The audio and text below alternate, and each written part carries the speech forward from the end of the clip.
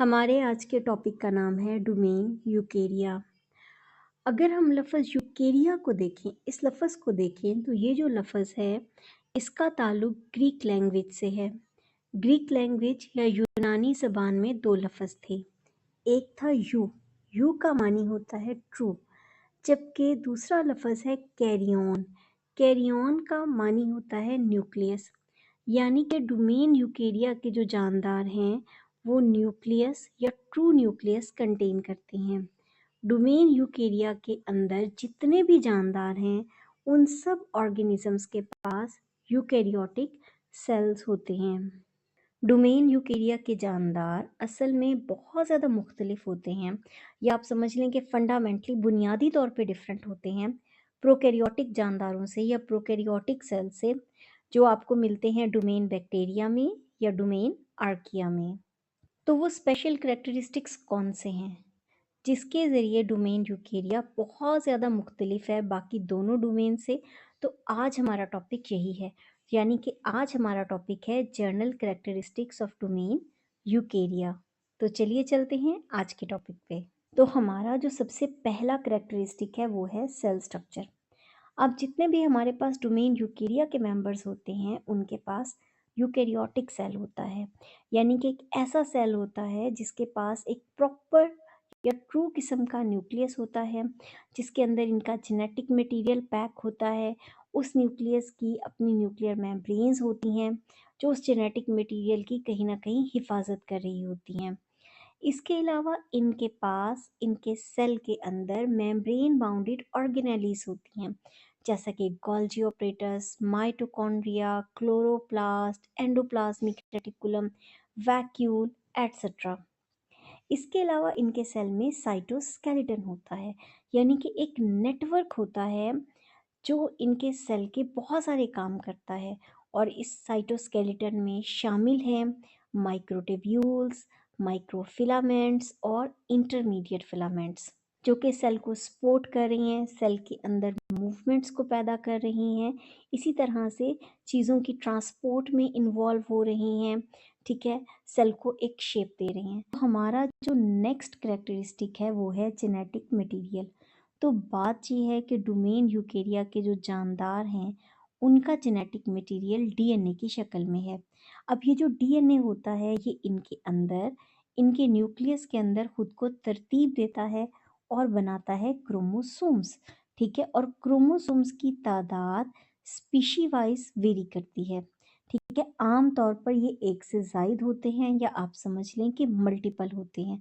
और क्रोमोसोम के बारे में आपको खुद भी आइडिया होगा कि वो सीधी सीधी सी स्ट्रक्चर्स हैं या लीनियर स्ट्रक्चर्स हैं। लीनियर यानी कि सीधे किस्म के स्ट्रक्चर्स हैं और ये न्यूक्लियस में पाए जाते हैं।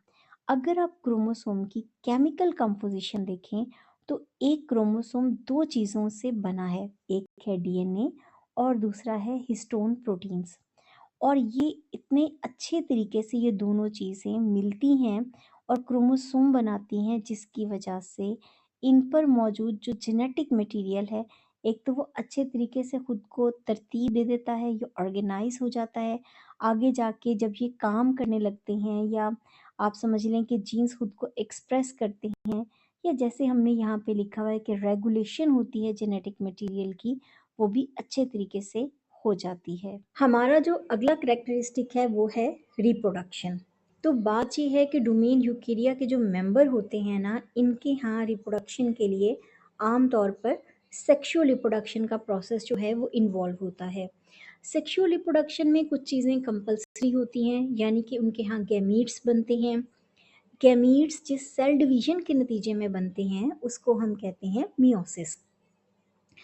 अच्छा, यहाँ पर जो मियोसिस का प्रोसेस होता है उसमें क्रॉसिंग ओवर होती है। ठीक है, जिसके नतीजे में गैमीट्स जो होते हैं वो एक दूसरे से मुख्तलिफ बनते हैं।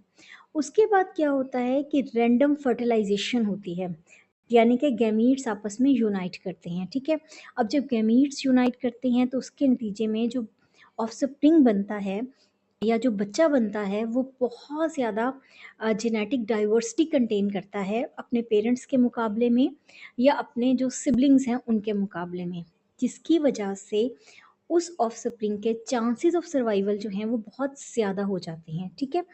तो रिप्रोडक्शन का तरीक़ाकार इनके यहाँ सेक्सुअल रिप्रोडक्शन बहुत ज़्यादा होती है। आपको इनके यहाँ इस तरह की एग्जांपल्स भी मिलेंगी जिसमें जो मेंबर्स हैं वो एसेक्सुअली रिप्रोड्यूस हो रहे हैं। अब एसेक्सुअल रिप्रोडक्शन में होता क्या है कि जैसे माइटोसिस हो रही है तो उसके नतीजे में जो सेल्स बनते हैं या जो ऑफस्प्रिंग्स बनते हैं वो जेनेटिकली आइडेंटिकल होते हैं अपने पेरेंट के। तो पेरेंट्स के पास जो अच्छे कैरेक्टरिस्टिक होते हैं वो उनके अंदर मुंतकिल हो जाते हैं। तो हमारा यहाँ पे कंक्लूजन ये है कि डोमेन यूकेरिया के बहुत सारे मेंबर्स जो हैं वो आमतौर पर सेक्सुअली रिप्रोड्यूस करते हैं, लेकिन यहाँ पे आपको एसेक्सुअल रिप्रोडक्शन की एग्जांपल्स भी मिलती है। जैसा कि आप हाइड्रा में देख लें उसके यहाँ बडिंग हो रही है, ठीक है। हमारा जो अगला कैरेक्टरिस्टिक है वो है कॉम्प्लेक्स सेलुलर ऑर्गेनाइजेशंस। पढ़ रहे हैं डोमेन यूकेरिया। डोमेन यूकेरिया में आम तौर पर जानदार मल्टी सेलुलर होते हैं। अब ये जो मल्टी सेलुलर यूकेरियोट्स होते हैं तो इनके सेल्स आम तौर पर जर्नली वैसे ही बहुत ज़्यादा स्पेशलाइज्ड होते हैं, डिफ्रेंशिएट होते हैं किसी ख़ास काम को करने के लिए। और फिर मेजॉरिटी में ऐसा होता है कि जो सेल्स होते हैं जो एक ख़ास काम को कर रहे होते हैं वो इकट्ठे होकर टिश्यूज़ बनाते हैं, और ऐसा भी होता है कि जो टिश्यूज़ होते हैं वो इकट्ठे होकर ऑर्गन्स बनाते हैं, ऑर्गन्स कंबाइन करके आगे जाकर सिस्टम्स बनाते हैं, ताकि जो एक ख़ास किस्म का जो फंक्शन है या कोई भी काम है उसको बेहतरीन तरीके से जो है वो परफॉर्म कर सकें। तो डोमेन यूकेरिया के यूकेरियोट्स में सेल्स मिलकर बनाते हैं टिश्यूज़, टिश्यूज़ मिलकर बनाते हैं ऑर्गन्स, ऑर्गन्स मिलकर बनाते हैं सिस्टम्स, और सिस्टम्स स्पेशलाइज्ड होते हैं ख़ास किस्म के काम को करने के लिए। जो अगला करेक्टरिस्टिक है वो है एवोल्यूशनरी रिलेशनशिप।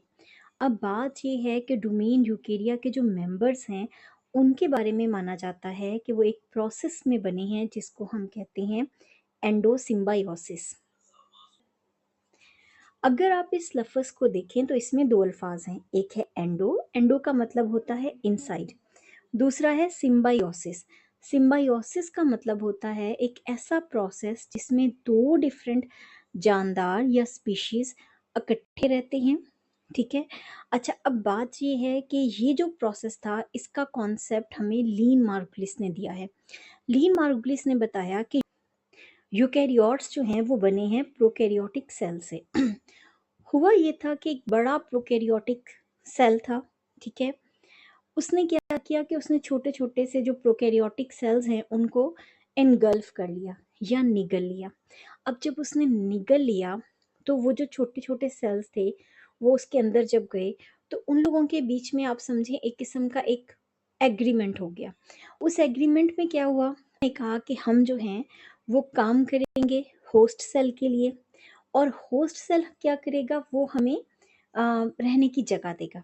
तो इस तरह जो है एक एग्रीमेंट हो गया और वो उसके अंदर रहने लग गए, उसके काम करने लगे, होस्ट सेल ने उसको अपने अंदर रहने की जगह दे दी।